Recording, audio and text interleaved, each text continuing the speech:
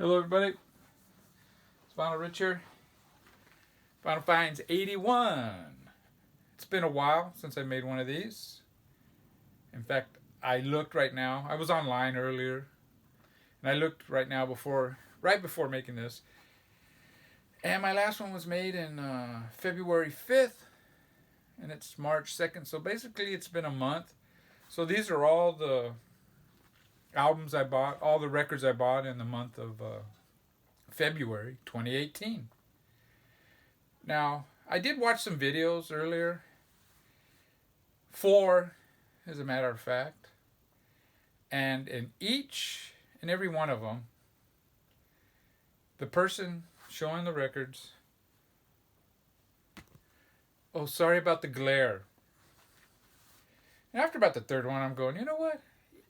You're not sorry about the glare. If you were sorry about the glare, you would take them out of these before you made the video. So I'm thinking, maybe I need to make an instructional video on how to make a VC video. It's all in fun, okay? Don't get all pissed off. Some people take things way too serious. Anyways, I got the first two here are 2 new albums. They were shown by VC members, and I'm going to show those first. This first one here was shown by Nico Malcolm, The Ant Trip Ceremony, 24 Hours. These are some high school kids that they realized that once they graduated from high school, they were going to be going in different directions, college, who knows, military maybe. This was in the 60s, 68 I believe. But anyways, these high school kids went into a studio and they recorded this. The recordings are kind of like how Mystic Records used to record the punk bands in the 80s. They stuck the band into a studio and they maybe had a couple of mics and they just played live. And that's how this is. So the production, it's not bad. It's not really bad, but it's not like a top line Sgt. Pepper production or anything like that. But these kids were really onto something. And it's a shame that this is all there is to document this band. Because a regularly produced album by this band, I think would be fantastic. I mean, this album is fantastic. And I want to thank Nico for showing this. This is something Deadwax 66 would like, if he doesn't already have it already. Hog's Ear Report. It's just, I love this album. I absolutely love this album. Can't recommend it enough. If you're into 60s psych, and it's a little on the heavier side, it's not the whimsical kind, okay? The Ant Trip Ceremony, great album. And it's on this Merlin's Nose Records. It almost looks like an old Liberty label or something. Now the next one, brand new album. This actually came out in 2018. The Vinyl Potato showed this one. And this is Starbenders, is it? Yeah, Starbenders. I bought this off of Bandcamp. They signed it. It's like I said, it came out in 2018. The first song, Zero, is probably my favorite. It's kind of reminiscent of a late 70s punk song. Julian sounded a little more modern, like alternate, a new modern alternate. Same with this one. While I Was Sleeping, this sounded a little more modern sounding, with Susie and the Banshees kind of mixed in. I like side A more than I did side B. Side B sounded kind of 80s-ish. Not cheesy, but it just sounded like an alternative band from the 80s. Really cool stuff. Their very first record. I figured I'd check it out. Starbenders, and it's on pretty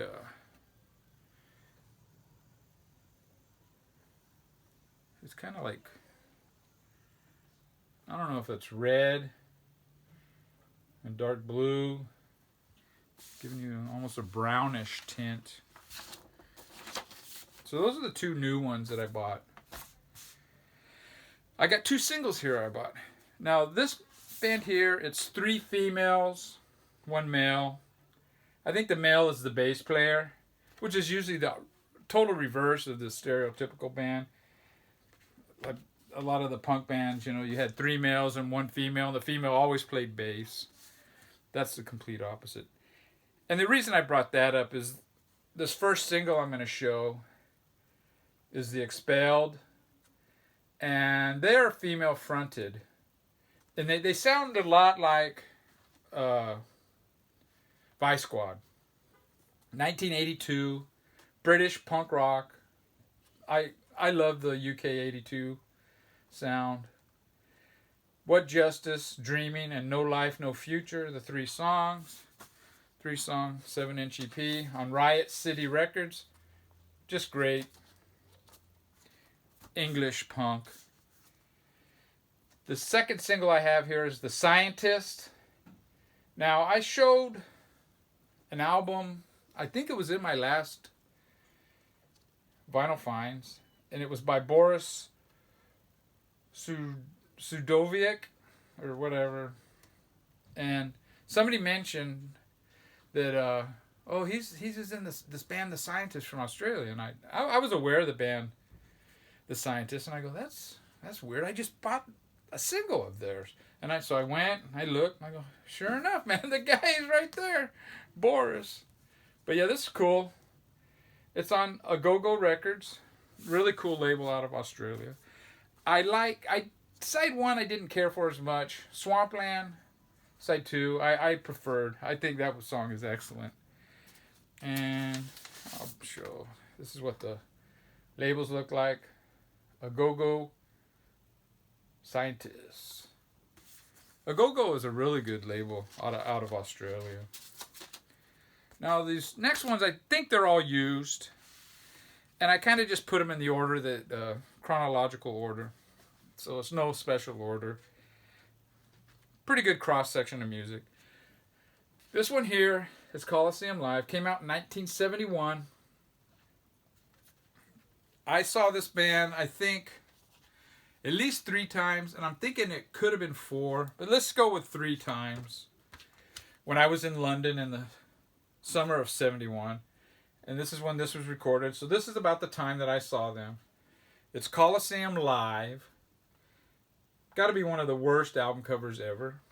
It's got this not for sale sticker on there, which I'm not really a big fan of these stickers, but it's a pretty crappy album cover, so it doesn't really matter.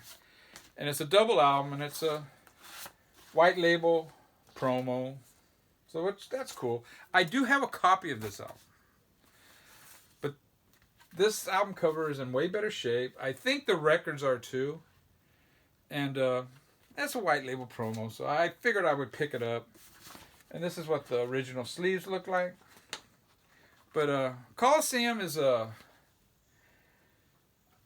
guess you would call them a progressive, really good band. Kind of bluesy rock from that early 70s sound. Excellent musicians. Check them out, Coliseum Live. They never really made it in the United States. In fact, I don't even know if they ever even toured here. But they were big in England in 71. And I went to a concert in 71 in England. And I'm going to make a video about that. And I need to get some memorabilia out. And when I find that, I'm going to make this video. But it's the English Woodstock is basically what it was. This next one is Court and Spark by Joni Mitchell. This is, I think, her biggest selling album, maybe. I know it was up to that point, and I think it was Help Me had the song. Yeah, I think it was Help Me. That was her biggest selling single up to this point. And this album, it's not as good as the ones that came out earlier, quite frankly. I mean, I'm going to keep it. I don't have... this is my first Joni Mitchell I have on vinyl. Oh no, I have that Haraya, or whatever it came out in the 70s. I do have that one. I have a lot of her stuff on CD though. But yeah, when I see good copies like this, excellent shape, I'm going to pick it up. Especially the early stuff. The 60s and early 70s. And it's on, I don't know why I'm showing these common labels, but I just do. Asylum Records. It's got some really good songs. It's a little more produced than her earlier stuff, and the earlier stuff is a little more to my liking. This next one came out in the 70s also. I think 78. It's a live album by Lou Reed. It's Lou Reed Live, Take No Prisoners. I remember my cousin Jimmy had this when it came out, and I really liked it. It wasn't well received, I don't think, by the critics. But the critics tend to be wrong more often than not when it came to Lou Reed. I mean, they panned a lot of his stuff. Rolling Stone gave bad reviews to so many of his albums, and now they're considered classics by Rolling Stone. But yeah, really cool gatefold. Pretty trippy album cover. It's got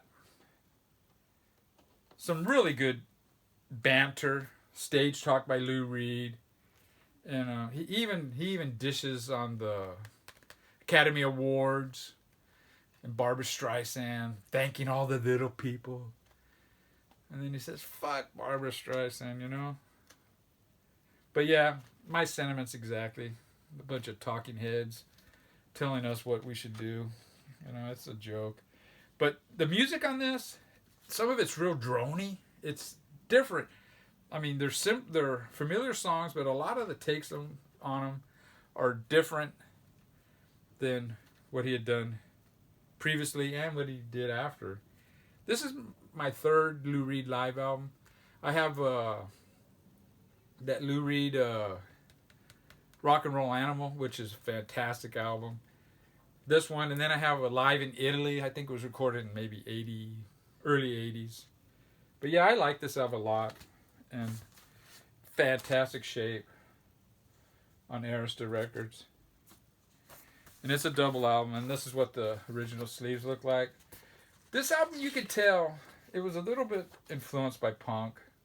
Especially by the banter and what he's saying. He's a little edgier than normal. Next one I'm going to show. This album came out in 1984, I believe. And it's the Plasmatics. No, this came out before 84.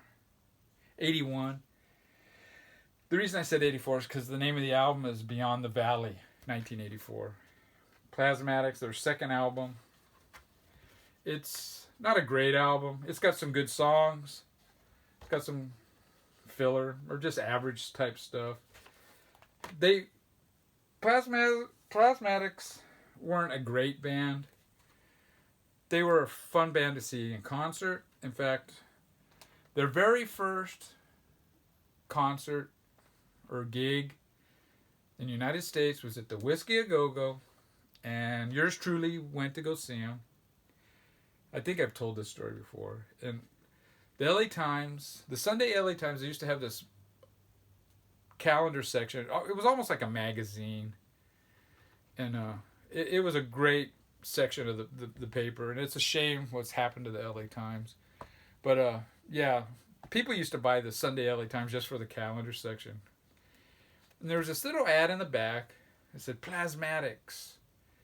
First U.S. appearance. Whiskey A Go-Go. It was like Friday and Saturday. I'm like, oh, that looks cool, you know. So me and my girlfriend went. No idea what's in store. Well, they come out.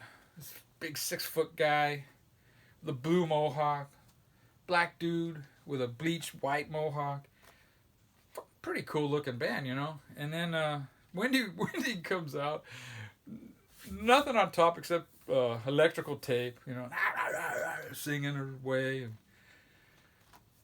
does the chainsaw through the guitar, and I mean, the Whiskey's a really small place, and it was a good show. But afterwards, my girlfriend, who later became my wife, she goes, "Oh, now I know why you wanted to go see that show." And I go, "I had no idea, But yeah, this is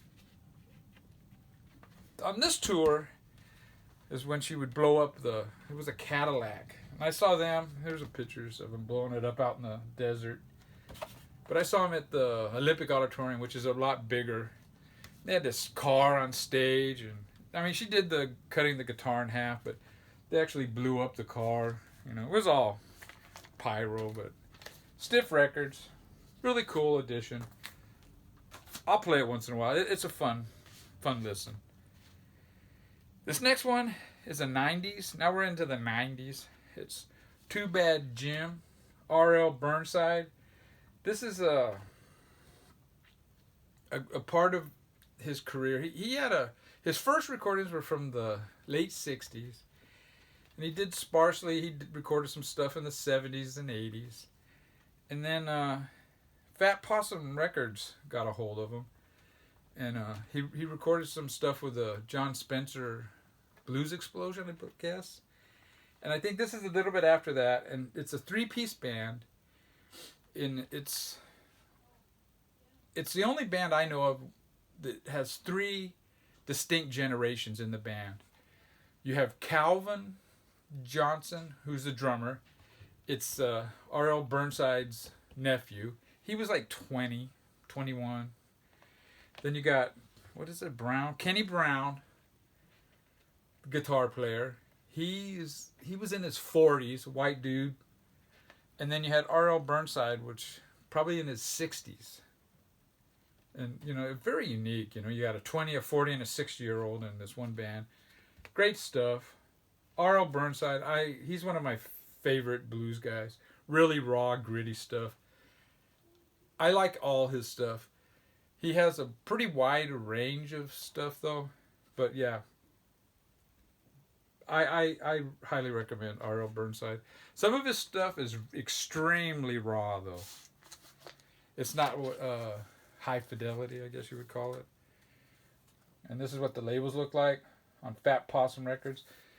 I bought this used, and it looks like it's in really good shape. I haven't played it yet. So, in fact, that's the only one that I haven't played out of all these. It's kind of, I didn't realize, that I had one in the stack that I hadn't even played yet. This next one here is the Reverb Motherfuckers. I have one of their albums. I believe they only have 2. I'm not really sure. I never really heard of this band until Dead Wax 66 showed a limited pressing of their second album, and I'm assuming this is their first. This one is it's really good 90s. I wouldn't call it grunge, but you know what I mean, that rock sound, that 90s. Really cool. This one isn't quite as crazy sounding as the other one I have. I dig both of them. I mean, this one I've only heard a couple of times. And the first song, Party Up, is kind of, no, it's Three-Way on the Freeway. That's kind of a goofy song, but after that, it gets really good. And like the other one I have by them, the other one is on, I think, a colored vinyl, and this one is on a very, very cool Coke bottle, clear, I guess you call it. It's pretty cool vinyl, and it sounds great. I really dig it. And it had a couple of inserts. Fuck That Weak Shit, Eat Rave Records, and then just like a t-shirts, just a flyer stuff. And then it had this really flimsy newspaper like with all the lyrics. And okay, I'm on to the last one, and this isn't a new one, so they weren't all these remaining ones weren't all used. This is a band from France. I'm pretty sure Get Into It with Jason Hook. I'm your host, Jason Hook.